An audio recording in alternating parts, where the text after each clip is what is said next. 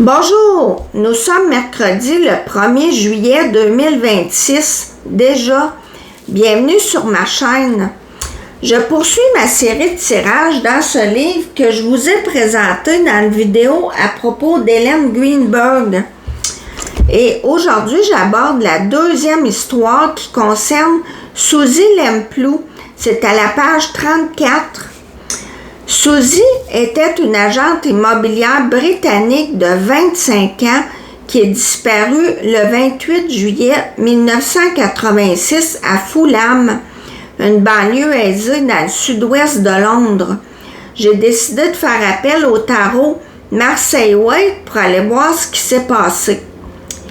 Ici, avec ce roi de denier inversé suivi du 2 de coupe, ça nous dit que c'est un homme qui a convoqué Suzy pour aller visiter une maison. Le 3 de bâton, c'est quand on se prépare à ce qui s'en vient, on anticipe. Je pense que cet homme qui se faisait appeler Monsieur Keeper lui a laissé entendre qu'il était très intéressé par la maison. Il y voyait une belle opportunité et que Suzy avait bon espoir de la vendre. Avec la papesse inversée, il y a des secrets qui sortent et malheureusement, ce fameux Monsieur Keeper n'existait pas. C'était le pseudonyme utilisé par cet homme. Donc, Suzy est disparue et l'identité de cet homme n'a jamais pu être retrouvée et à tout le moins prouvée puisque ce n'était pas son vrai nom. Du côté de l'influence extérieure, ici, on a la lune et comme vous le savez, même si c'est la pleine lune, on ne voit jamais tout à fait clair comme en plein jour. Donc, ce que cette carte nous dit avec le valet de denier, c'est que l'intérêt que ce Monsieur Keeper a semblé démontrer pour cette maison à vendre était faux en fait. Si on se fie au valet de bâton inversé, il n'a jamais eu l'intention d'acheter la maison. C'était pour la piéger et ça, elle l'a réalisé trop tard et a regretté amèrement d'être tombée dans le panneau avec le 9 d'épée inversé. On continue pour aller voir plus en détail la situation précédente qui a causé la disparition de Suzy Lemplou.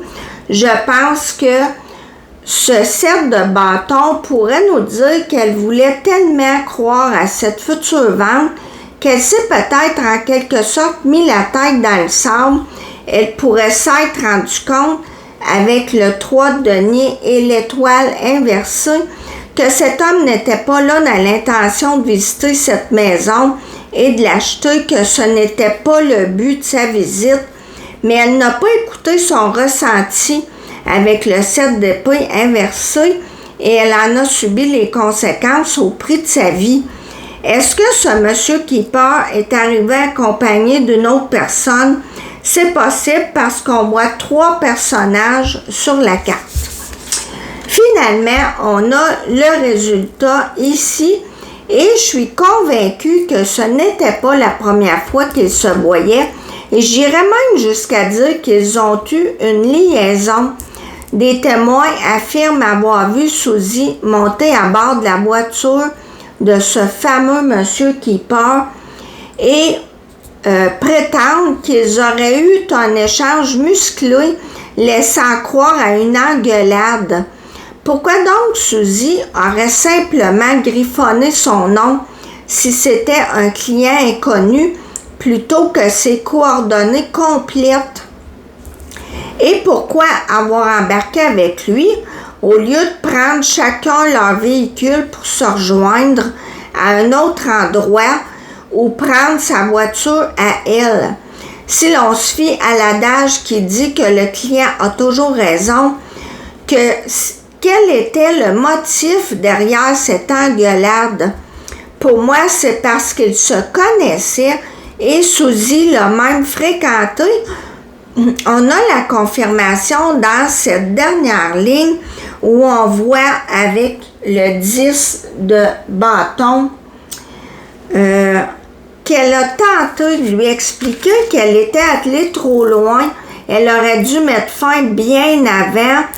Elle préférait rester seule avec la reine de bâton inversée. Pensez à elle. Le ton a monté, c'est là que ça a dégénéré. Et le 9 de bâton nous indique que lui ne l'a pas pris et s'est fait très insistant.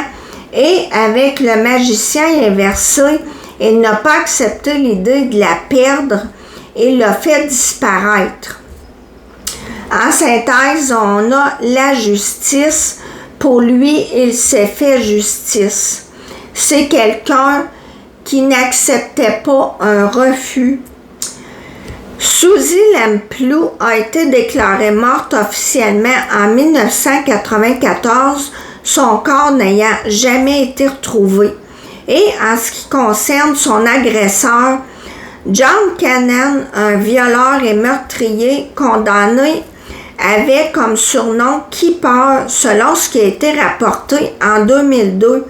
Et malgré l'absence de preuves en ce qui a trait à la disparition de Suzy, Scotland Yard a tout de même nommé Cannon comme son meurtrier présumé, étant donné le nombre élevé de synchronicité entre lui et la triste disparition de Suzy. Cannon est décédé en novembre 2024 en emportant avec lui ses lourds secrets. Voilà, merci de m'avoir écouté. À la prochaine!